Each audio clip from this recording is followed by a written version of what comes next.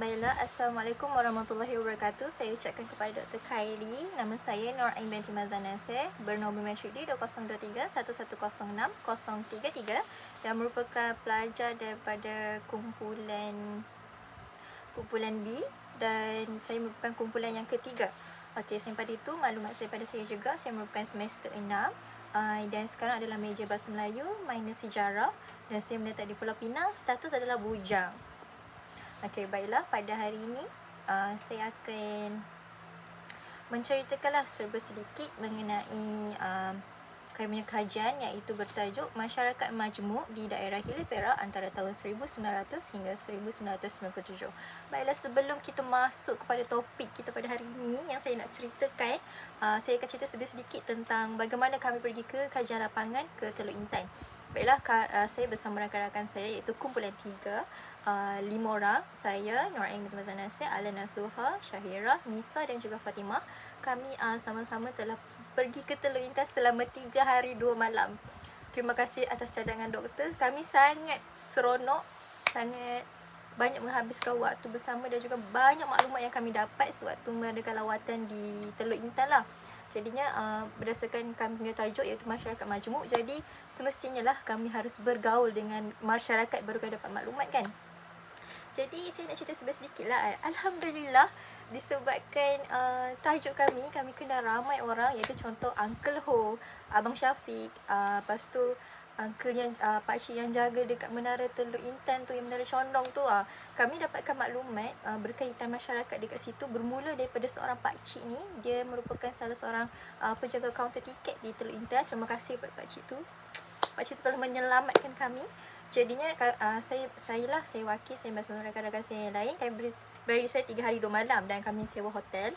Alhamdulillah lah, bajet pun okey saja untuk makanan semua. Makanan di Teluk Intan sangat sedap. Saya sangat recommended. Kami mungkin akan pergi lagi sekali untuk Teluk Intan. Okey. Lepas pada tu, kami pergi ke Menara Condong tu, dapatkan maklumat daripada seorang pakcik ni. So, dia bagilah nombor Abang Syafiq, iaitu salah seorang penduduk di Kampung Terengganu. Jadinya, dekat situlah kami dapat banyak maklumat tentang masyarakat majmuk.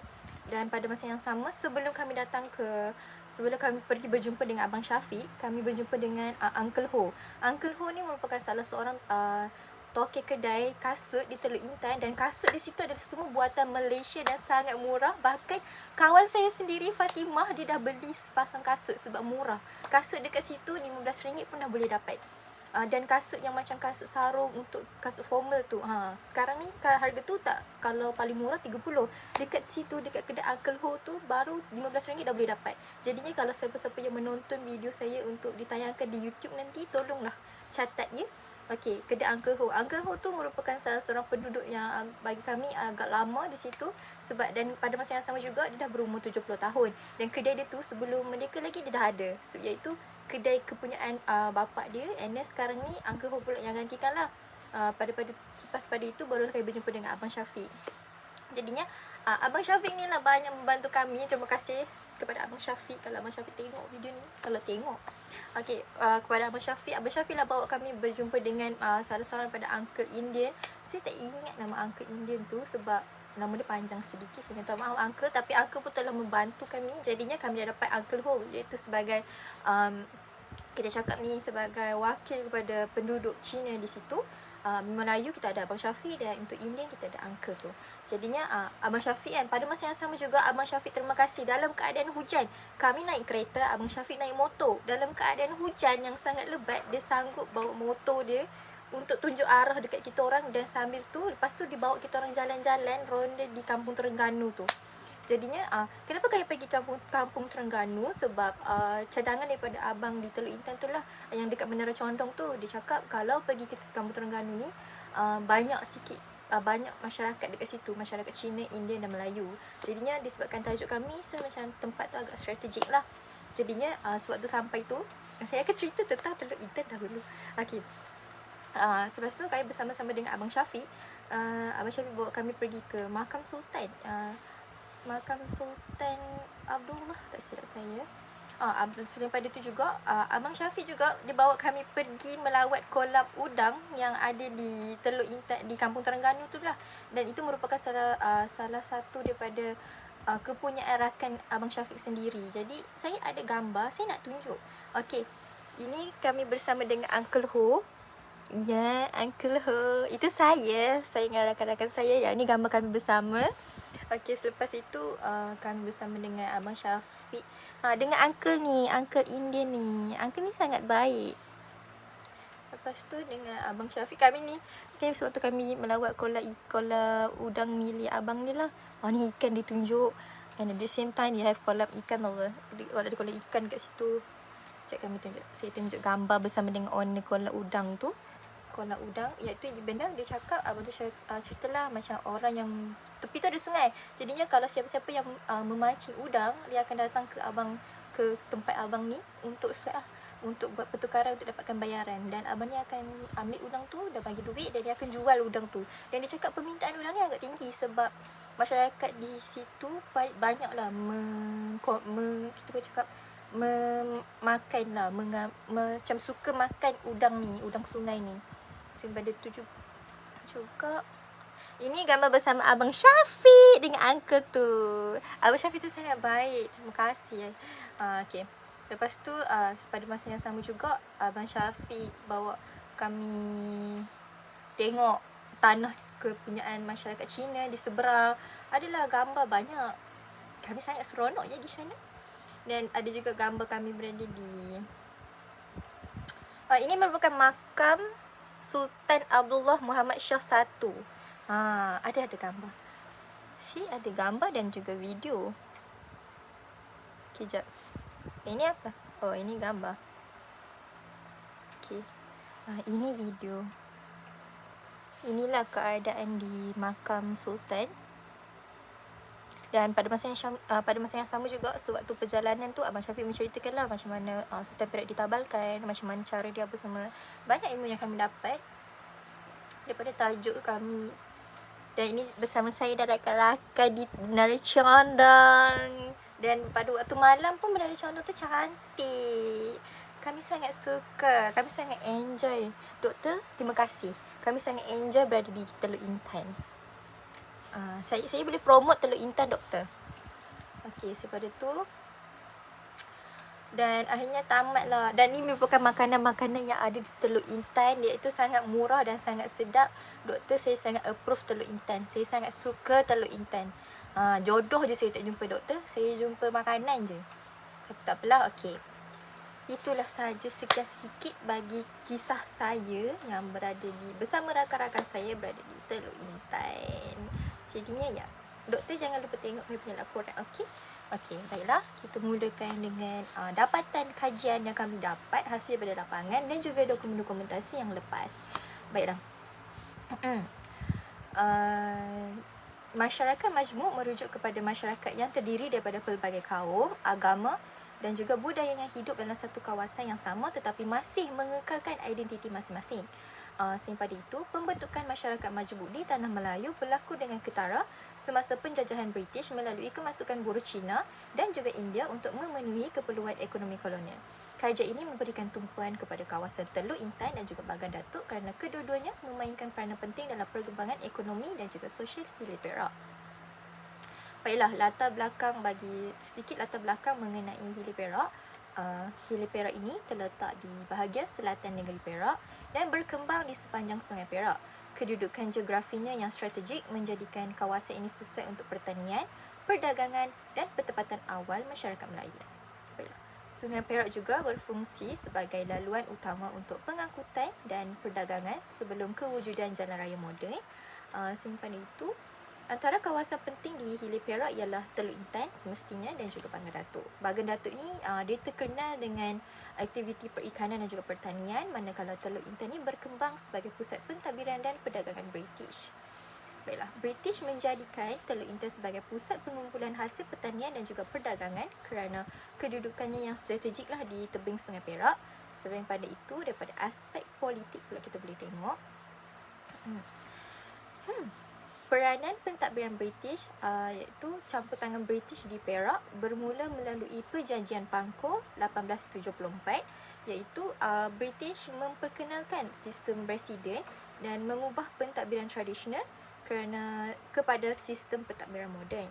Baiklah, Teluk Intan ni dipilih sebagai pusat pentadbiran daerah dan juga pelbagai kemudahan seperti pejabat kerajaan, jalan raya dan juga sistem pembaritan yang dibangunkan. Baiklah. Selain itu, perkembangan ekonomi menyebabkan kemasukan buruh Cina dan India secara besar-besaran ke Hilir Perak. Masyarakat Cina juga terlibat dalam perdagangan dan perlombongan, manakala masyarakat India ni mereka bekerja di ladang getah dan juga kelapa.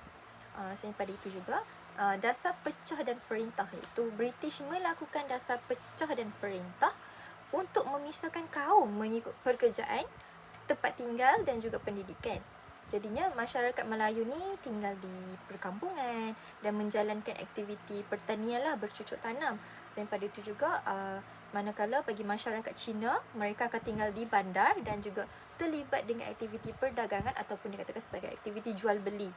Selain pada itu juga, bagi masyarakat India pula, mereka tinggal di kawasan estate sebagai buruh ladang. Sebenarnya benda-benda ini adalah satu perkara yang common, yang kita selalu dengar berkaitan dengan dasar pecah dan perintah ni. Okay, selain pada itu, sistem pendidikan vernacular menyebabkan setiap kaum ni dia belajar di sekolah yang berasingan, iaitu ada sekolah menengah agama, sekolah menengah Cina, sekolah menengah India, macam tu kan. Jadinya keadaan ini mengurangkan interaksi antara kaum dan mewujudkan jurang sosial yang ketara sebab mereka tidak bergaul dalam satu kumpulan satu kumpulan yang sama, iaitu dalam 3 kaum tak bergabung bersama untuk bergaul. Jadinya disebabkan mereka belajar berasingan, jadinya ada jurang sosial antara mereka. Okey, jadi kan perubahan politik menjelang kemerdekaan tahun 1940 hingga 1957 menyaksikan kebangkitan nasionalisme, iaitu penduduk Jepun memberi kesan besar kepada masyarakat Hilir Perak dan mencetuskan pelbagai konflik selepas perang. Jadinya selepas itu pelbagai gerakan politik muncul termasuk UMNO, PKMM dan juga KMM. Menjelang tahun 1995, kerjasama antara UMNO, MCA dan juga MIC melalui Parti Perikatan berjaya mendapatkan sokongan rakyat pelbagai kaum dan menjadi asas kemerdekaan Tanah Melayu pada tahun 1957. Okey, daripada aspek ekonomi pula, seperti kita tahu, bagi masyarakat Melayu, pada awalnya masyarakat Melayu ni menjalankan ekonomi sara diri seperti tanam padi, tangkap ikan, bercucuk tanam. Namun selepas kedatangan British, mereka mula terlibat dalam pertanian komersial seperti getah, kelapa dan juga kelapa sawit.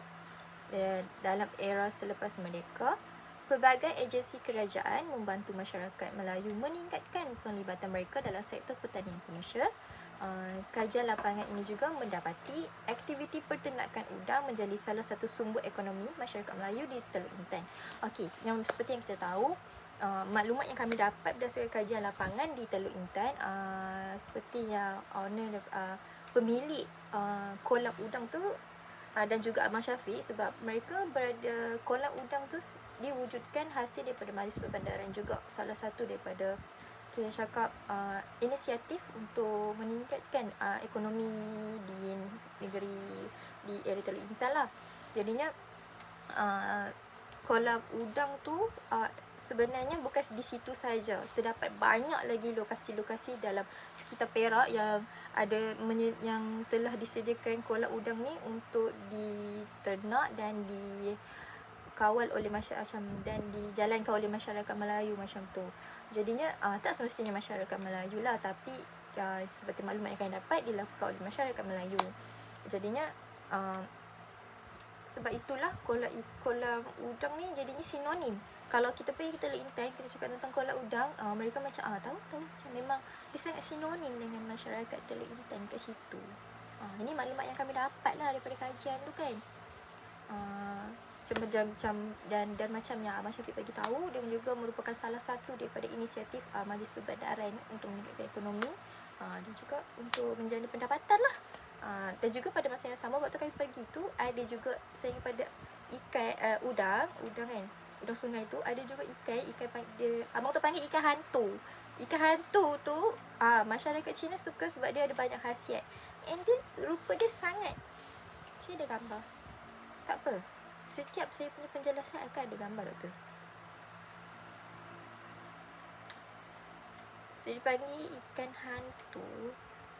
Tadi saya rasa saya ada tunjuk, tapi tak apa. Saya tunjuk sekali lagi. Ini adalah ikan hantu. Macam mana tu rupa dia. Ikan ni sangat mahal. Abang tu cakap ikan ni mahal sangat-sangat. Encik tu cakap mahal sangat ikan ni. Ni rupa dia. Rupa kejadian dia. Ni pun salah satu juga kita kata haiwan yang diternak lah untuk aktiviti perdagangan lah. Ternakan untuk jual beli macam tu. Sebab harga dia sangat mahal.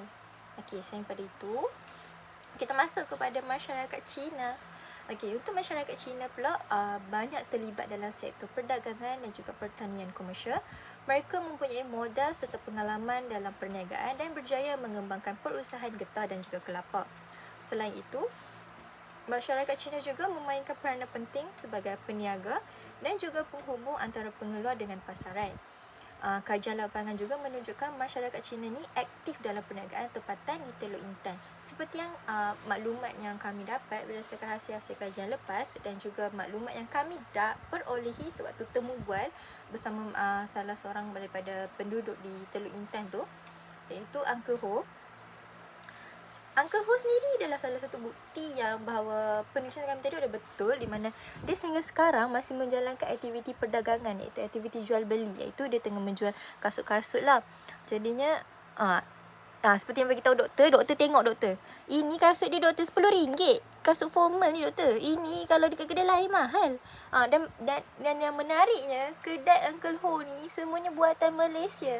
Jadinya tu RM40, RM30, sangat berpatutan. Dan pada waktu kami datang untuk temu buat Uncle Ho, ramai customer sebab ada orang dah viralkan Uncle Ho punya kedai di TikTok. Jadi semua orang tolong pergi, tolong support Uncle.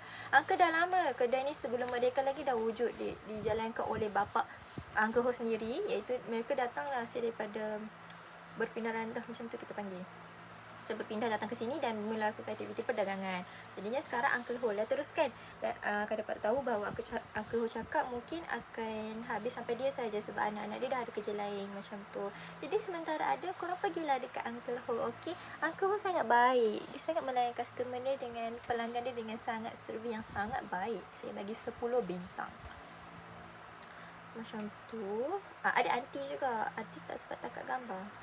Tapi Uncle Ho ni merupakan salah satu bukti merupakan bahawa penulisan kami adalah benar, iaitu masyarakat Cina masih melakukan aktiviti perdagangan sehingga kini, daripada dulu sehingga kini. Kiranya masyarakat Cina ni sangat sinonim dengan aktiviti perdagangan, aktiviti menjual beli.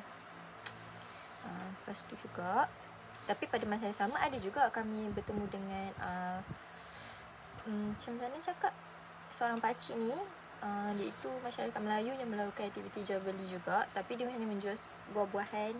Jadinya masih related to pertanian.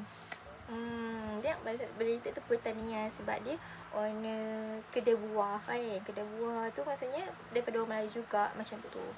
Kayaknya sinonim lah dengan masyarakat daripada dulu sampai sekarang, sinonim. Masyarakat dulu Melayu, pertanian apa semua.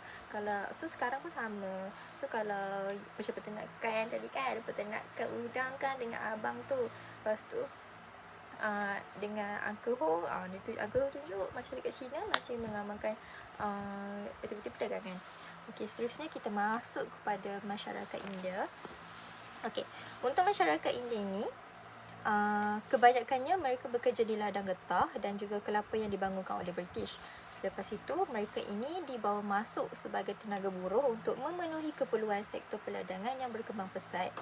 Selain menjadi buruh, terdapat juga masyarakat India yang berjaya menjadi pemilik ladang dan pengusaha pertanian komersial. Jadi sekarang ni, bukan sekadar masyarakat India ni bukan sekadar hanya bekerja untuk menora getah ke apa. Mereka juga berjaya dalam melibatkan diri dalam perusahaan getah dan menjadi owner syarikat. Syarikat kita panggil syarikat pemilik ladang ataupun pengusaha pertanian komersial. Pada masa yang hasil daripada kajian lapangan juga dan bersama temu buat uncle yang Indian tu, kami memang mendapati dan juga hasil pemerhatian sewaktu bawa kereta kan, kami bawa kereta, kami bersiar-siar di area sekitar Teluk Intan apa semua, Bagan Datuk apa semua, untuk melihat bagaimana cari hidup masyarakat dekat situ kan. Dan betul masyarakat India ada lagi dalam estate, tapi mereka dah membangun lah, mereka membangun. Tapi memang nampak, dan setiap kali kan dia punya menarik, macam mana kita orang tahu, sebab dia orang ada pintu gerbang. Kalau kawasan tu Cina adalah pintu gerbang bahasa Cina. Kalau ni India. Menarik. Kita orang suka. Macam tu. Selain pada itu juga, okay, kita pergi ke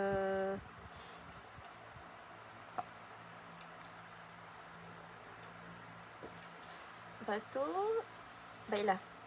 Selain pada tu juga, daripada uncle yang Indian tu, dia juga berkongsi macam kami, selain daripada kami cerita, bertanyakan tentang apa aktiviti ekonomi yang mereka lakukan, macam mana apa semua kan, kami juga bertanya macam bagaimana cara hidup masyarakat majmuk yang ada di Teluk Intan.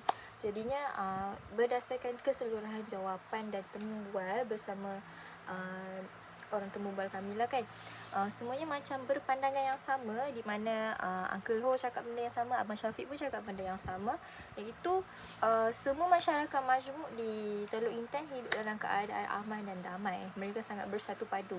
Ya, saya ada cerita tambahan. Okey, sewaktu kami temu Rama dengan Uncle yang Indian tu, Abang Syafiq ada maklumkan yang lagi beberapa hari ataupun beberapa minggu, tak silap saya, ada satu kuil di area Kampung Terengganu tu. Dan itu merupakan kuil yang pertama daripada Batu Cave. Dia lagi lama daripada Batu Cave. Jadinya kalau ada apa-apa, macam kalau ada apa perayaan ataupun something, mereka kebanyakan, Abang Syafiq cakap, area situ akan penuh dengan masyarakat Indian untuk datang meraihkan dekat kuil tu dulu, sebab kuil tu lagi lama daripada Batu Cave. Macam tu. Kuil tu biasa je, macam okey je kan, macam tak nampak. Kalau Batu Cave kan memang dah jadi tarikan pelancong kan, tempat dia sangat goh kan. Tapi kalau yang ni dia biasa saja, tapi macam menarik sebab dia ada sejarah dekat situ.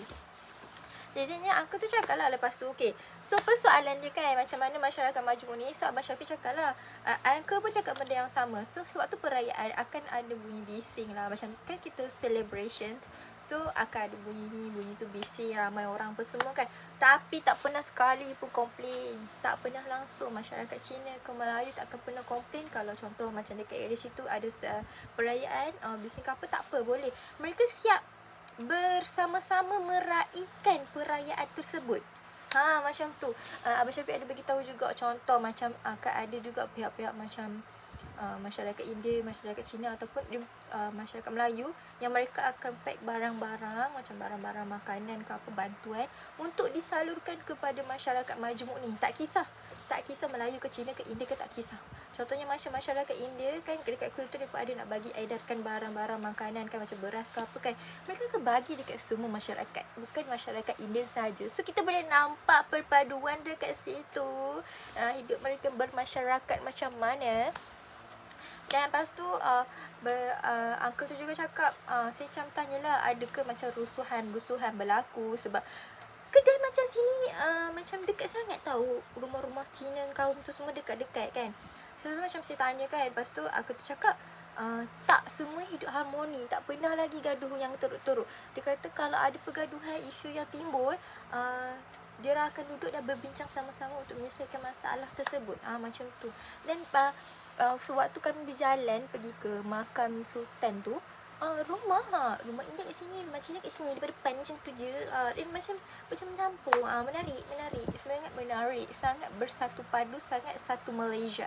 Okey, jadinya bolehlah kita cakap masyarakat majmuk di situ aman dan damai. Mereka macam faham lah, macam kalau dia orang nak berdiam sebelah-sebelah pun tak ada masalah, boleh sahaja. Kita orang pun pergi juga tempat macam food court, kita panggil kan, tempat dewan tempat makan tu kan. Macam campur Indian Cina pun okey je. Jangan risau. Macam tu. Jadi saya tak boleh move on lagi, doktor. Saya tak boleh nak melupakan rasa-rasa makanan di Teluk Intan yang sedap tu. Saya tak boleh. Saya akan pergi lagi. Okey, minta maaf atas selingan situ. Seterusnya, tu maklumat tambahan lah. Itu memang ada. Lepas tu, sekejap. Kalau saya tak ingat saya tangkap gambar kuih tu ke tak. by the way ni salah seorang pakcik Melayu yang jual buah tu kat motor. Macam tu ni kami temu bual. Saya suka. Lepas tu ni ni okey, sini Abang Syafiq kan. Dekat area sini ada depan sikit ni, situ dia kuil tu. Kedudukan kuil tu. Dia macam tu. Ni kedai makan Melayu. Dia kuil tu kat situ. Dekat depan tu je. So dari sini ambil gambar. Lepas tu macam tempat masyarakat Cina pun, macam contoh Dewan Masyarakat Cina dekat sini. Dia orang kat tepi tu. Tak ada masalah. Tiada isu. Tiada isu yang perlu diperdebatkan. Kejap.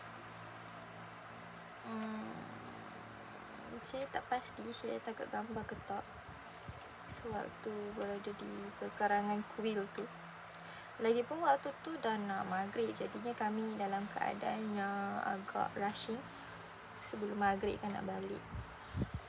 Jadinya okey. Seterusnya kita masuk kepada aspek sosial. Baiklah, untuk pola pertempatan, masyarakat Melayu tinggal di kampung berhampiran Sungai Perak dan menjalankan kegiatan pertanian serta perikanan. Selepas itu, masyarakat Cina pula tertumpu di kawasan bandar seperti Teluk Intan kerana terlibat dalam perdagangan dan perniagaan lah. Dan masyarakat India pula akan tinggal di kawasan estet berhampiran ladang. Okey, corak pertempatan ini merupakan kesan langsung daripada dasar pecah dan perintah British yang memisahkan kaum berdasarkan fungsi ekonomi masing-masing yang kita ada ceritakan sebentar tadi. Hubungan sosial antara kaum, walaupun masyarakat tinggal secara berasingan, hubungan antara kaum tetap berlaku melalui aktiviti perdagangan, pekerjaan dan juga kehidupan harian. Masyarakat Melayu, Cina dan juga India saling bergantung antara satu sama lain dalam urusan ekonomi. Dan juga selepas kemerdekaan, sistem pendidikan kebangsaan dan juga pembangunan bandar membantu meningkatkan hubungan sosial serta perpaduan antara kaum di Hilir Perak. Baiklah, pembentukan masyarakat majmuk di Hilir Perak berlaku hasil dasar ekonomi British yang membawa masuk masyarakat Cina dan India ke tanah Melayu. Kemasukan mereka ini mewujudkan masyarakat berbilang kaum yang mempunyai peranan ekonomi dan juga kawasan pertempatan yang berbeza. Jadinya, walaupun pada awalnya hidup secara terpisah, namun perkembangan bandar Teluk Intan dan juga hubungan ekonomi ini telah membantulah dalam mengeratkan hubungan antara kaum sehingga terbentuk masyarakat yang lebih harmoni. Seperti yang kita cakap tadi kan.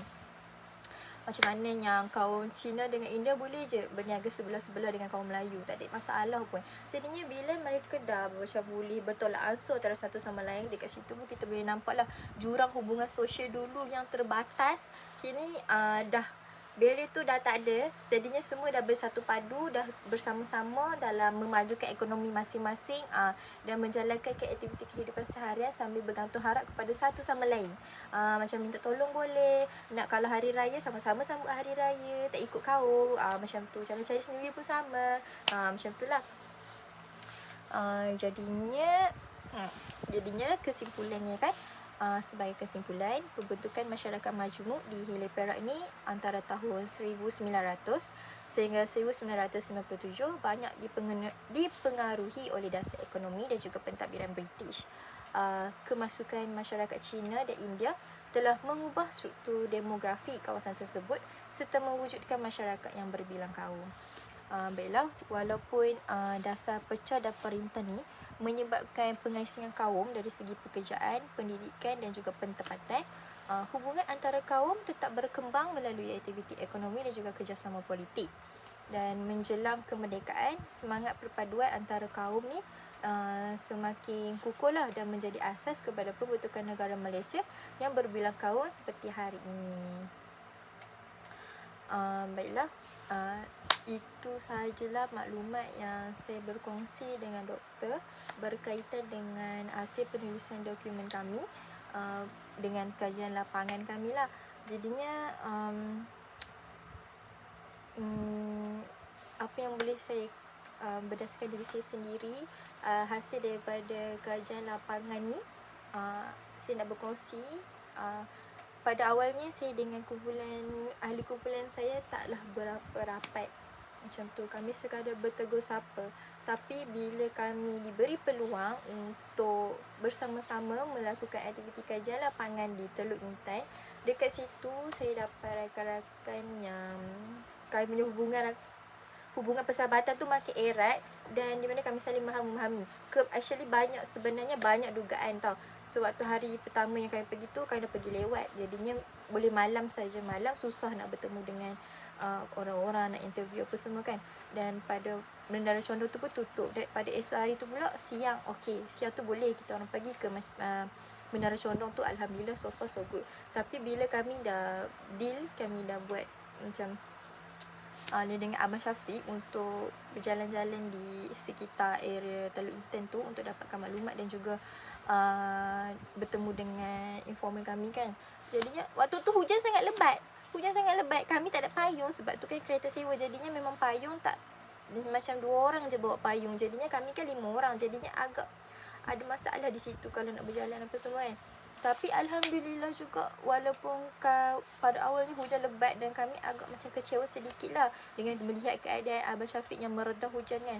Tapi Alhamdulillah, dengan izin Allah, hujan dah berhenti, hujan macam dah nak dekat petang sikit tu hujan berhenti, dan kami dapat untuk interview masyarakat Cina, India dan juga masyarakat Melayu dengan mudah dan mendapat pelbagai maklumat, bahkan mendapatkan maklumat luar daripada kami punya topik yang kami sendiri pun dan ilmu-ilmu tu juga boleh kami terapkan untuk diri kami sendiri dan boleh berkongsi kepada orang lain lah. Macam siapa je tahu tiba-tiba ada makam sultan dekat kampung Terengganu, macam tu, itu kan baru tahu. Lepas tu macam mana cara petabalan, Abang Syafiq tu cerita berhenti dekat tepi sungai, juga lalu guna jalan air untuk berhenti dekat tepi area kampung Terengganu tu. Lepas tu macam mana diorang pasang papan kain apa semua. Sangat menarik. Abang Syafiq tu merupakan banyak dia punya general knowledge, pengetahuan umum dia sangat banyak ya. Sebab Abang Syafiq cakap dia minat sejarah dan dia memang bekerja dalam pekerjaan ni, saya tak boleh sebut sebab jadinya pekerjaan dia juga melibatkan dengan bandar tu sendiri. Jadinya banyaklah maklumat yang kami dapat. Dan dengan Alhamdulillah, kenapa kami pada awalnya kami berfikir untuk mendapat kenapa kami tak pergi sendiri kan, jadinya sebab kami wanita dan banyak kes-kes yang tak ini berlaku pada waktu tersebut. Jadinya kami memintalah bantuan dengan macam abang yang dekat Menara Condong tu, pakcik dekat Menara Condong tu, untuk bagi nombor telefon orang yang dia kenalan dia lah, supaya kami mudah untuk bertemu bual dengan orang yang Abang Syafiq tu kenal. Dan juga kami ada juga sekurang-kurangnya seorang lelaki untuk memastikan keberadaan kami ni selamat lah. Sebab 5 orang perempuan di sebuah negeri yang kami tak tahu pun macam mana, di daerah yang kami tak tahu pun macam mana. Jadinya dengan kedatangan, dengan pengenalan ya oleh orang-orang baik macam ni, saya memudahkan proses kami dalam melakukan kajian lapangan bagi subjek doktor. Jadinya baiklah, itu saja daripada saya. Sekian, terima kasih. Assalamualaikum. Bye.